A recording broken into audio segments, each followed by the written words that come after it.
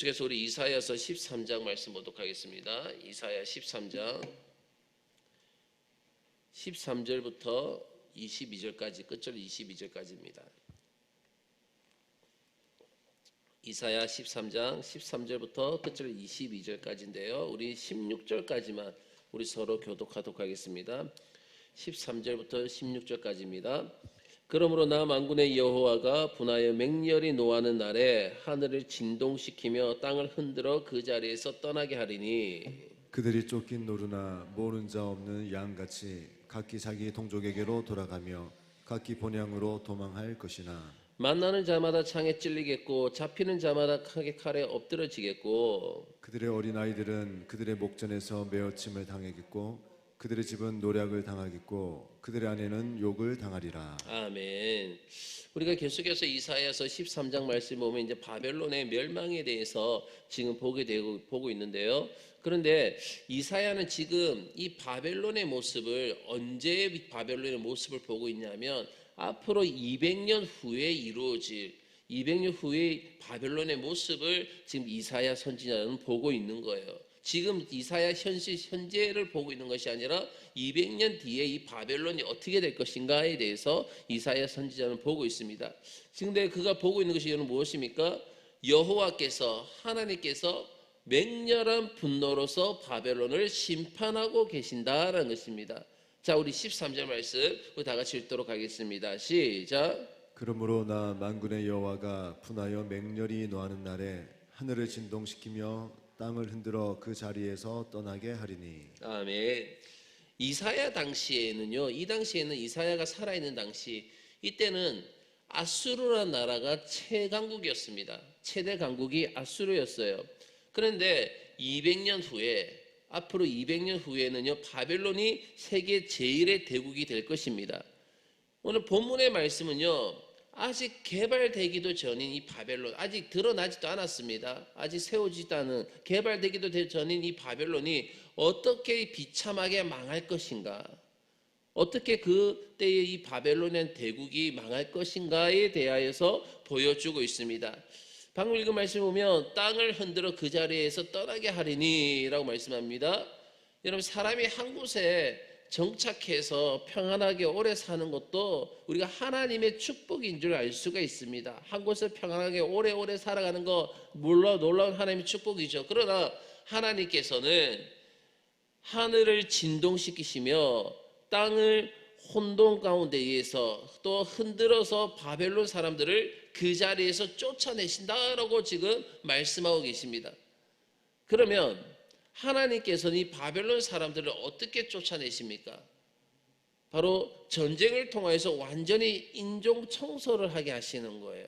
자, 우리 14절부터 15절까지 말씀 볼까요? 다 같이 읽도록 하겠습니다. 시작. 그들이 쫓긴 노루나 모는 자 없는 양같이 각기 자기 동족에게로 돌아가며 각기 본향으로 도망할 것이나 만나는 자마다 창에 찔리겠고 잡히는 자마다 칼에 엎드러지겠고. 아멘.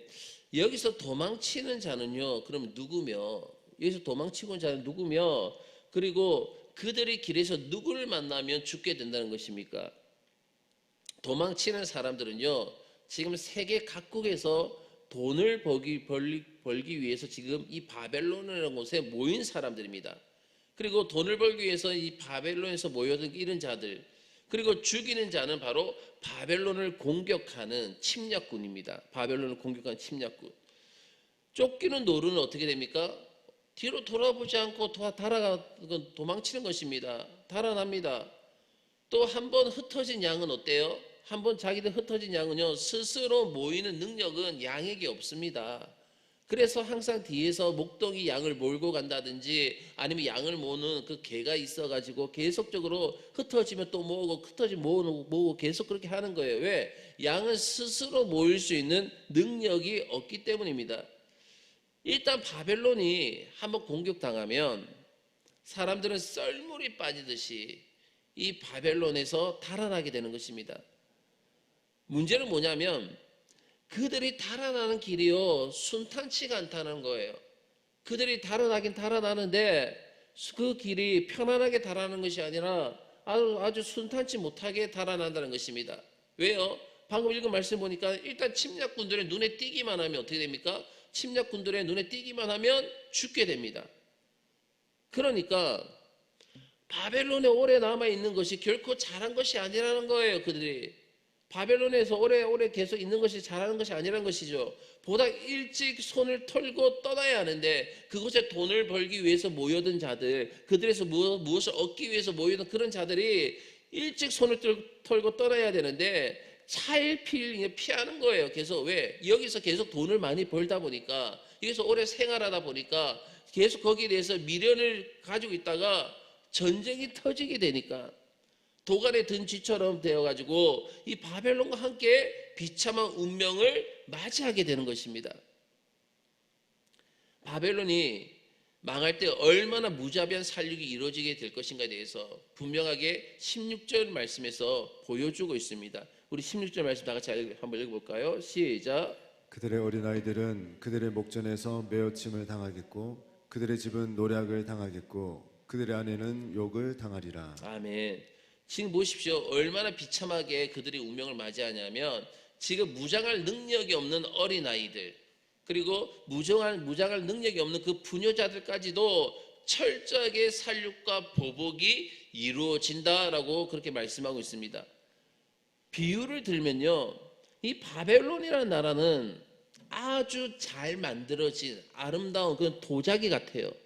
아주 아름답게 잘 만들어진 도자기 같다고 할 수 있는데, 근데 그 도자기는 어떻습니까? 잘 있을 때에 뭐 고려창자라든지 아니면 고려백자 같은 거 어떻습니까? 이렇게 그 방불 같은 데 보면 이제 이렇게 아크릴판에 안에 들어가 있는 거, 그것을 딱 보게 되면 어때요? 아, 참 잘 만들었다, 참 예쁘다, 아름답다, 그런 마음이 우리가 보이잖아요. 그런 모습을 우리 볼 수가 있잖아요. 그런데 이 도자기가 잘 있을 때는 좋은데 일단 깨어지면 어떻게 됩니까? 땅에 떨어져서 깨져버리면, 박살나버리면 그 뒤에는 다시 그 조각들을 모아가지고 맞출 수 없는 것입니다.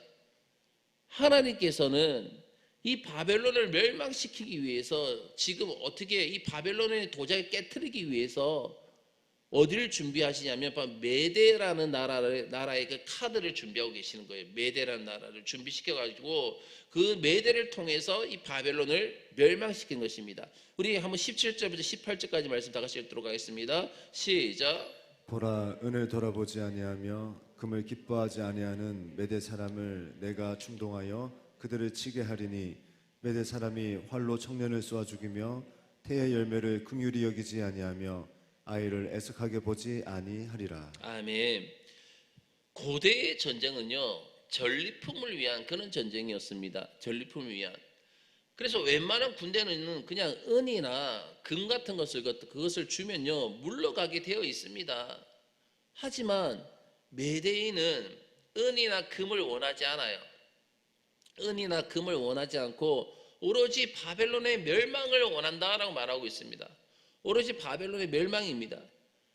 아마 이사야 당시에는요, 메대가 그렇게 큰 나라가 아니었을 거예요. 지금 이 당시에, 지금 이사야가 지금 현재 이것을 보고 있는 이 당시는 메대라는 나라는 그렇게 드러나는 그런 나라가 아니었을 것입니다. 아주 작은 나라였을 거예요. 이 작은 나라가 지금 어때요? 이사야 당시에는 바벨론을 멸망시킬 용기가 있다고 믿기는 정말 어려울 정도로 드러나지 않은 그런 나라였을 것입니다. 그러나 하나님께서는 전혀 생각지도 못한 이 나라를 강하게 하십니다. 이 나라를 강하게 하셔서 얼마든지 하나님의 뜻을 이루실 수 있다는 것이죠. 그 뜻을 이루십니다. 아마 바벨론 사람들이 이 이사야의 이 예언을 믿었더라면, 만약에 바벨론에 있는 사람들이 이 이사야의 예언을 믿었더라면 메대인을 엄청나게 핍박을 하고 엄청나게 학대를 했을 거예요. 왜냐하면 바벨론과 메대는요 같이 붙어 있습니다. 지금을 치면 어디냐면 메대는 지금의 이란입니다. 이란이고 바벨론은 지금 어디냐면 바로 이라크입니다. 이란과 이라크는 계속 같이 붙어 있는 나라예요. 이 메대와 그리고 바벨론, 이 바벨론과 이라크, 여러분 잘 생각해 보십시오. 그러니까 이란과 이라크의 그 갈등이 있지 않습니까? 이란과 이라크, 지금 이라크가 완전히 무너졌지만 그 전에 뭐부터 계속 이란과 이라크가 계속적 전쟁을 하지 않습니까? 계속 전쟁을 하고 계속 부딪히는 이유는 어제 오늘날의 일이 아니라는 거. 이것이 어제 오늘날의 일이 아니라 아주 오래된 것입니다. 마치 우리나라와 일본과의 그런 관계처럼 아주 오래된 그런 수건의 관계가 바로 이란과 이라크예요. 메대와 바벨론. 이 메대와 바벨론과는요 완전히 자존심의 문제입니다. 완전 자존심의 문제이고 오랜 감정 문제이기 때문에 이것은 금이나 은으로 해결될 것이 아니었습니다. 그러면 결국 바벨론은 어떻게 됩니까? 19절에서 22절까지 말씀 볼까요? 우리 다 같이 읽도록 하겠습니다. 시작. 열국의 영광이요 갈대아 사람의 자랑하는 놀이개가 된 바벨론이 하나님께 멸망당한 소돔과 고모라 같이 되리니 그곳에 거주할 자가 없겠고 거처할 사람이 대대에 없을 것이며 아라비아 사람도 거기에 장막을 치지 아니하며 목자들도 그곳에 그들의 양떼를 쉬게 하지 아니할 것이요 오직 들짐승이 거기에 엎드리고 부르짖는 짐승이 그들의 가옥에 가득하며 타조가 거기에 깃들이며 들량이 거기에서 뛸 것이요 그의 궁성에는 승냥이가 부르짖을 것이요 화려하던 궁전에는 들깨가 울 것이라 그의 때가 가까우며 그의 날이 오래지 아니하리라. 아멘. 바벨론은 그 당시에 전 세계적인 자랑이었습니다. 바벨론이라는 나라가. 그런데 200년 후에는 철저하게 파괴되어 가지고 완전히 유령 도시가 되고 말았다는 것이에요. 완전하게. 또다시 파괴되어 가지고 완전히 일어서지 못할 정도로 완전 도시라는 것이 완전히 사라져 가지고 완전 벌어지니까 어느 누구도 가까이 하지 않는 그러한 불길한 곳이 되고 말았던 것입니다. 아라비아 대상들이 계속 왔다 갔다 했는데 그 길을 통해 계속 왔다 갔다 했는데 이 아라비아 대상들이 지나가면서도 이제는 바벨론이 있던 곳에는 장막을 치려고 하지 않게 될 거예요. 완전 그 정도로 된다는 것이죠. 아마도 떠도는 불길한 이야기들 때문일 것입니다. 또는 양을 치는 목동들도요 심심하면 옛날 성터에 들어가서 계속적으로 놀만도 한데 절대로 가까이 하지 않는다는 거예요. 성지순례를 가보면요 아주 재밌는 걸 보게 됩니다. 어떤 걸 보게 되냐면 우리나라 같으면 상상도 하지 못할 정도의 일들이 있어요. 유적지를 들어가지 않습니까? 유적지에 들어가면 그 몇천 년 전에 그 유적지가 있으면 우리나라 같은 경우 뭐 어떻게 하겠습니까? 그 앞에 울타리를 치고 들어가지 마시오 이렇게 해놓을 거 아닙니까? 그렇죠. 그런데 거기 가면 그 현지인 사람들 그 위에 올라가서 놀아요. 그래서 성터를 밟고 놀고 그렇게 해요. 그리고 한번 제가 첫 번째 우리가 제가 성지순례 갔을 때에 우리가 저번에 우리 성도들 말고 그 전에 제가 제 아내하고 같이 갔을 때는요 한번 그곳에 올라간 적이 있었는데 거기 가니까 거기 있는 목동이 현지 애들이 그 위에 올라가 가지고 막 놀고 있더라고요. 그래서 물어봤습니다. 여기서 놀아도 되냐고. 그러니까 자기들 상관없대요. 그걸 갖다가 우리 문화재 관리한다 뭐 그렇게 할 건데 그들은 그런 게 없어요. 그 옛날 성터 몇백 년, 몇천 년 전에 것을 그 유적지를 밟고 뛰어다니면서 막 놀고 막 그런단 말이에요. 그런데 보십시오. 이 바벨론인은요 그런 목동들도 심심하면 옛날 성에 가서 막 놀고 그러는데 절대 그렇게 가까이 하지 않는다는 것입니다.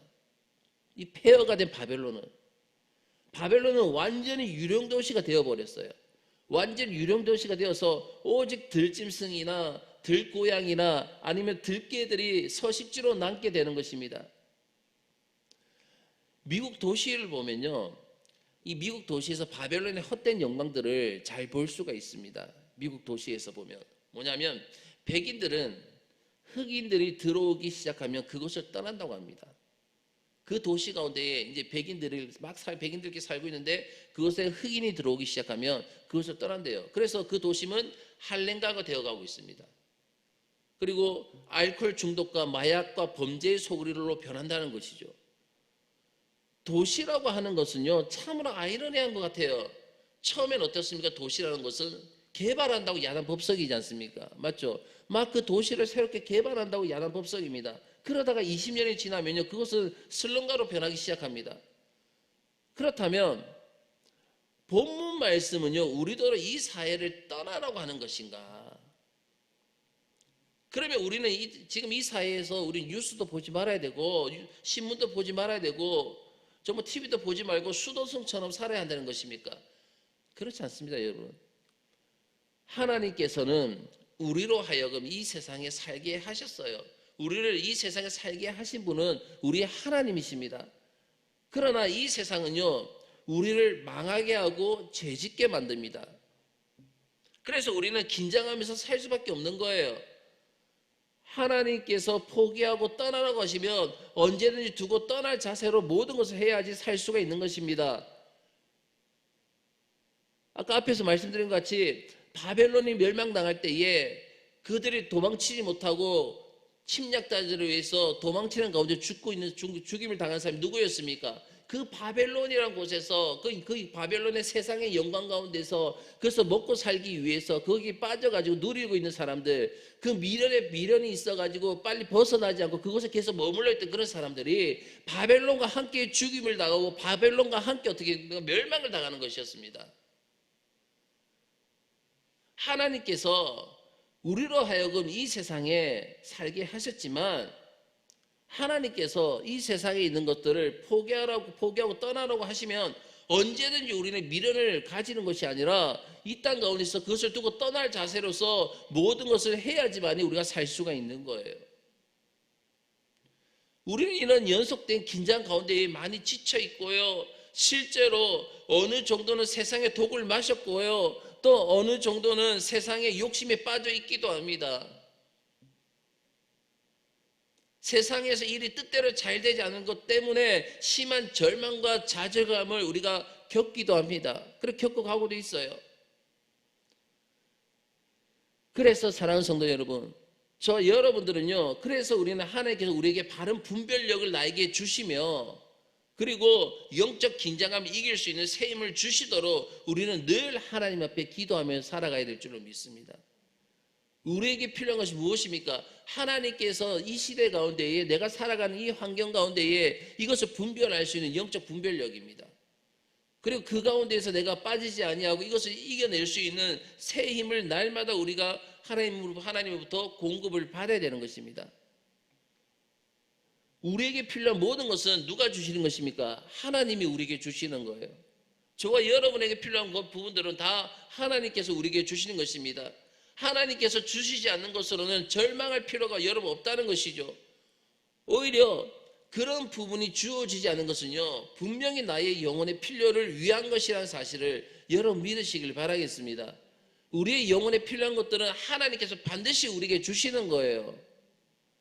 우리가 이 세상의 아들이 아닌 것을, 이 세상에 속한 자녀가 아닌 것을 여러분 감사하시길 주의 이름으로 축원합니다.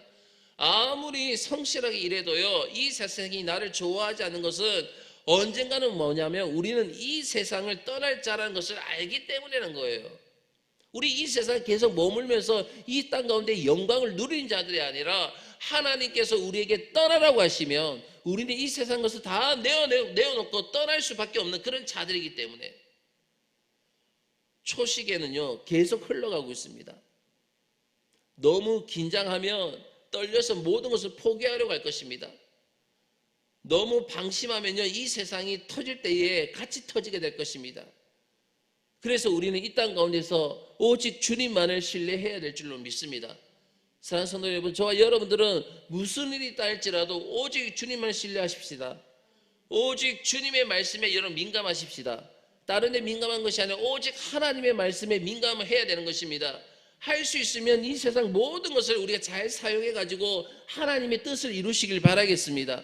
이 땅에서 이 세상의 것을 이용하는 것, 사용하는 것은요 나를 위한 것이 아니라 하나님의 뜻을 이루기 위한 것입니다. 또 무조건 버리는 것이 또 대수가 아닙니다. 버릴 때는 버리더라도 쓸모가 있을 때가 있어요. 예를 들면 바로 이겁니다. 사도 바울은 로마 시민권을 사용했습니다. 그렇죠. 로마 시민권을 사용한 사람이 사도 바울입니다. 별것은 아니지만 버릴 때 버리더라도 유용할 수도 있다는 것이죠. 그러나 문제는 이겁니다. 뭐냐면 결코 사도 바울은 로마 시민이 아니었다는 것이죠. 이 세상에 있는 로마 시민권을 사용했지만 유용하게 하나님을 위하여 사용했지만 그러나 사도 바울은 로마 시민은 아니었다는 것이죠. 바로 천국 백성이었습니다. 하나님 나라의 백성이었고 하나님 나라 성도였다는 것이죠. 그래서 우리가 이 땅 가운데서 하나님께 우리에게 허락하여 주신 모든 것들을 우리도 주어진 것을 잘 사용하시길 바라겠습니다. 그러나 중요한 것은 이것입니다. 바로 이것에 대해서 거기에 매이지 않도록 하시길 바라겠습니다. 우리가 하나님께서 주시는 그 분별력과 은혜와 능력이 없으면 이 땅에서 우리가 사용하고 유용하게 사용할 수 있는 것들에 대해서 우리가 매이는 경우가 있어요. 그것이 곧 나의 우상이 되어버린 경우가 있습니다. 하나님보다 앞서가는 경우가 있습니다. 그것이 금송아지가 되는 경우가 있습니다. 금송아지로 변하는 역사가 나타나는 경우가 있다는 것이죠. 우리는 하나님의 백성들이고 저와 여러분들은 천국 시민들입니다. 그렇기 때문에 이 땅에서의 영원한 것을 바라보지 마시길 바라겠습니다. 이 땅에서의 영광을 바라보지 마시길 바라겠습니다. 하나님께서 우리에게 지금 이것을 다 내려놓으라 하시면 우리는 그 즉시 내려놓을 수 있는 그러한 신앙과 믿음이 우리 가운데 있어야 될 줄로 믿습니다. 그러지 아니하면 바벨론 안에서 그 영광을 누리려고 했던 돈 벌려 들어왔던 모든 그런 자들이 함께 멸망하는 것처럼 우리도 이 세상 가운데 함께 폭발하고 말 것입니다. 오늘 하루도 그 주님의 영광을 바라보면서 이 땅에 있는 것을 마음껏 유용하면서 사용하면서 주의 뜻을 이루어 드릴 수 있는 저 여러분 되시기를 간절히 부탁드리겠습니다.